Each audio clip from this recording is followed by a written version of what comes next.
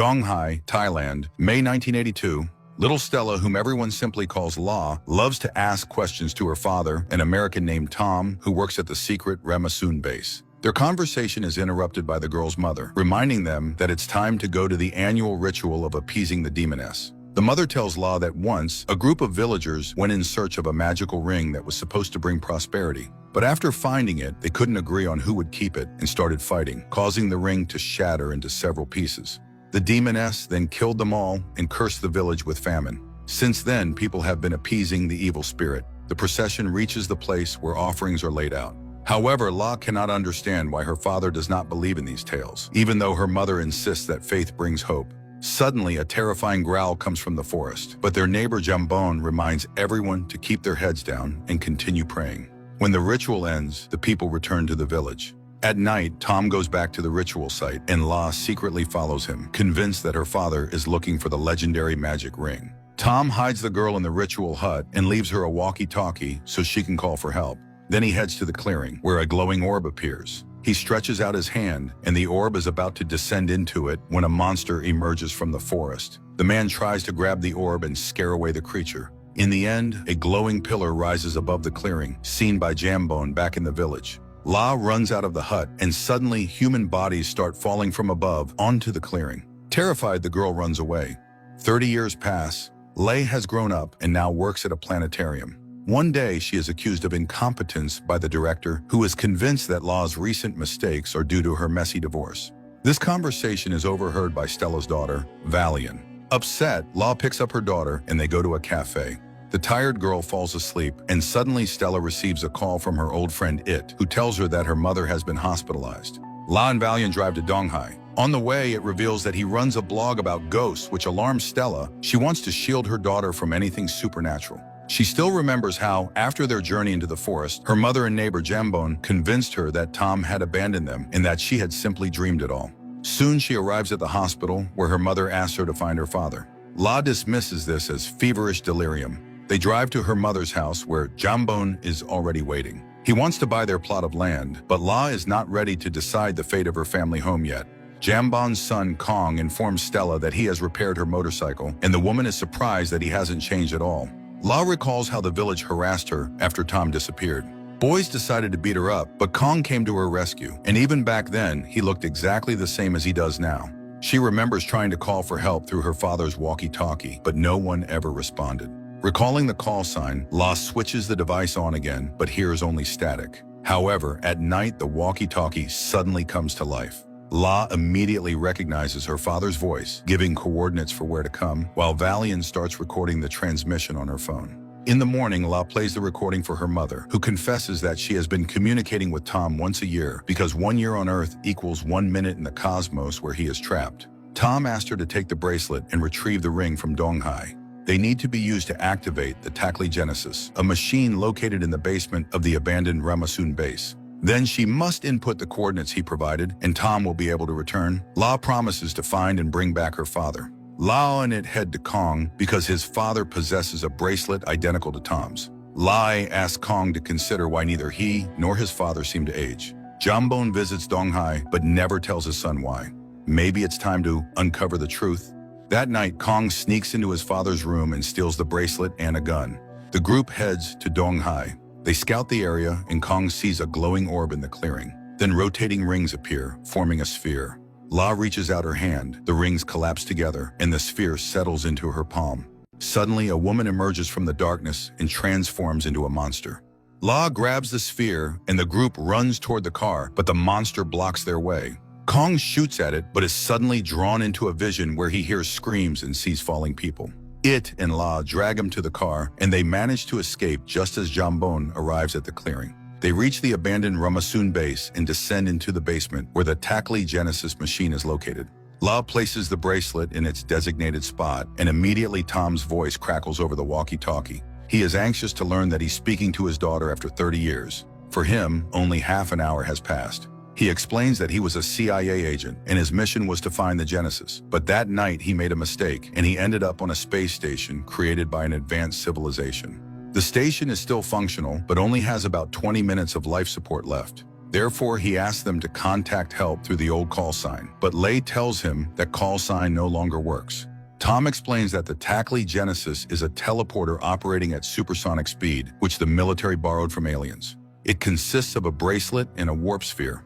La, wearing the bracelet, must set a destination for the sphere. The first ring controls gravity, the second is a communication module, and the third is a chronometer that sets the travel time. The last two rings represent galactic longitude and latitude, determining the coordinates. However, the gravity ring and the chronometer have been scattered across time. She must find them to get the device working again. One is located around 5,000 years BC and the other in a distant future. Only by gathering all the parts can she save her father. Tom reminds her that the warp sphere takes everything within a 5-meter radius along with it and wishes her good luck. La and Valiant prepare for the journey when It and Kong decide to join her. They are transported to a mountainous region where they spot a camp of cavemen. However, prehistoric zombies soon appear nearby and attack the group.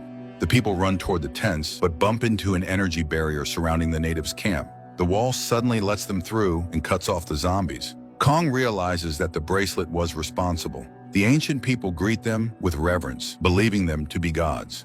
La assumes that the barrier was created by the missing part of the ring and that if they take it, the tribe will perish. But it reminds her that they would die anyway from the famine already affecting them inside the dome. Meanwhile, Valiant befriends a local boy, Martin, while Kong activates the warp sphere, which locates the missing ring part and pulls it in. However, at the same moment, the barrier disappears and the zombies attack the people. Kong shouts for his friends to leave, but while escaping, Valiant ends up near a prehistoric woman named Ahmad, and Martin, hiding behind La, falls under the sphere's influence. Transported into the future, La tries to return for her daughter, but Tom reminds her that she cannot precisely return to the same location until the device is fully operational. She must now find the second missing part, and only then can she rescue her daughter. La is preparing to activate the sphere when Jambone appears, demanding the bracelet back, blaming them for changing the present, and claiming he has waited 10 years to fix everything. Shocked, the group steps outside and sees destroyed houses and a monster ravaging Donghai. Still, La is determined to first save her daughter. Jambone threatens them with a pistol as La activates the sphere. Kong shoves his father aside, and La, It, and Martin vanish just as the gun fires. The three find themselves in a hangar surrounded by armed people, and another warp sphere operates above their heads. But suddenly, La and It are struck in the head and black out.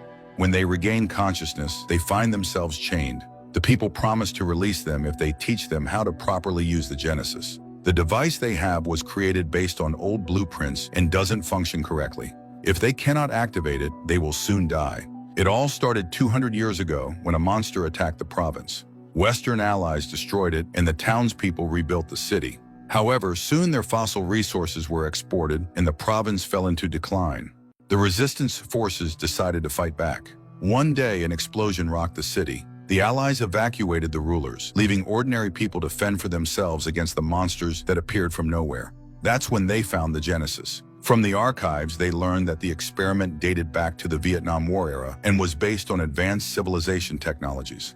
They tried to recreate it to heal their world, but apparently they did something wrong. Decades have passed, yet they remain young. Now, seeing La and her friends, they believe things might finally change. Meanwhile, in the past, Kong realizes that Jambone is wounded. His father tells him that in 1964, during the initial Genesis experiments, he and General Levon's daughter were captured and used as test subjects. The girl was educated and quickly figured out how to operate the device. They managed to jump through time, but the soldiers got caught in the sphere's effect, causing them to shift several times before escaping pursuit. However, Levon was wounded, and when they arrived in Donghai, she was reborn as a monster. Jambone had hoped to find a cure after learning that the temporal portal remained open. That day, many bodies fell from the sky. Among them, a wounded Kong. The boy lost his memory, and Jambone called him his son. But now Kong is free, and Jambone asks him to take him to Levon.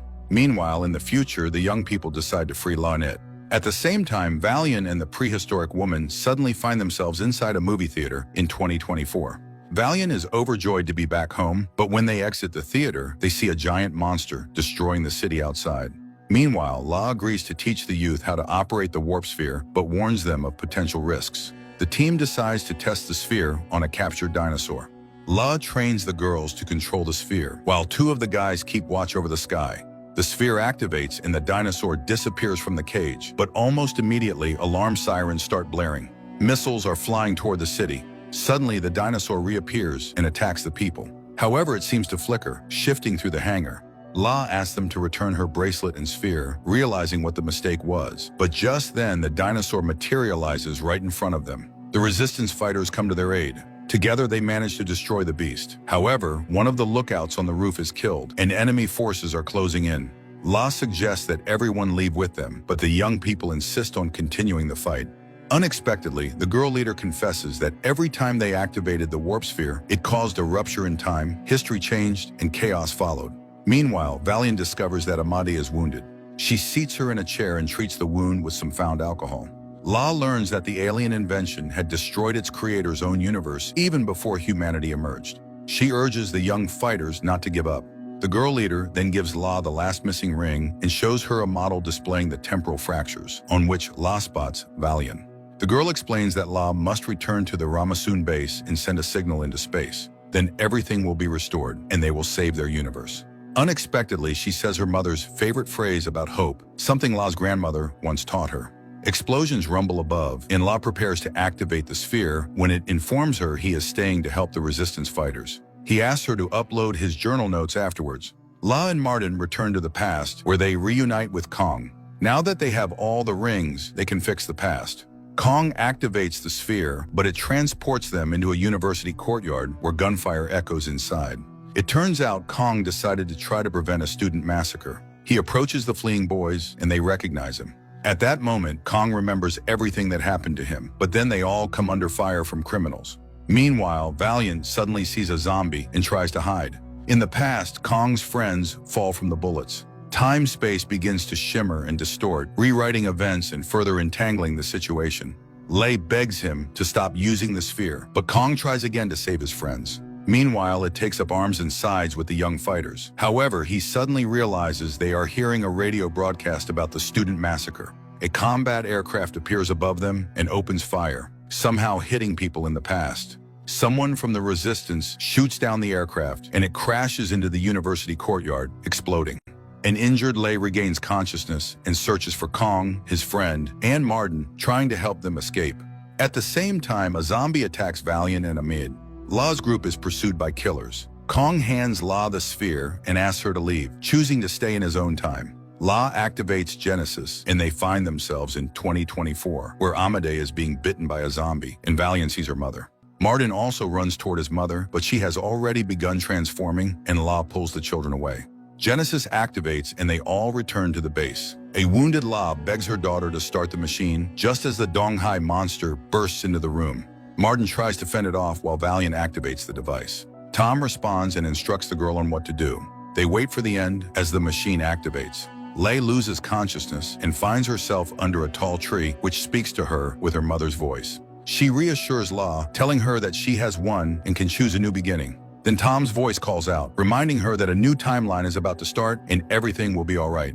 In the future, missiles vanish from the sky. Kong is alive, and Levon calls out to Jambone. La wakes up to Valiant's cries and sees Martin's bag in the room. She goes to her mother and breaks down in tears, feeling she failed to bring her father back. But her mother comforts her, saying that her father has become the sky and that they will plant a tree beneath it. Then Valiant brings in Martin, who has learned to write.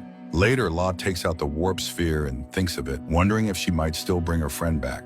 A strange movie with an interesting idea but a choppy plot and unpredictable characters. The graphics aren't exactly Hollywood level, but they're also not from the last century. The actors perform well and are quite likable and recognizable to European audiences, which is important. So if you approach the viewing with the right mindset, you can genuinely enjoy it.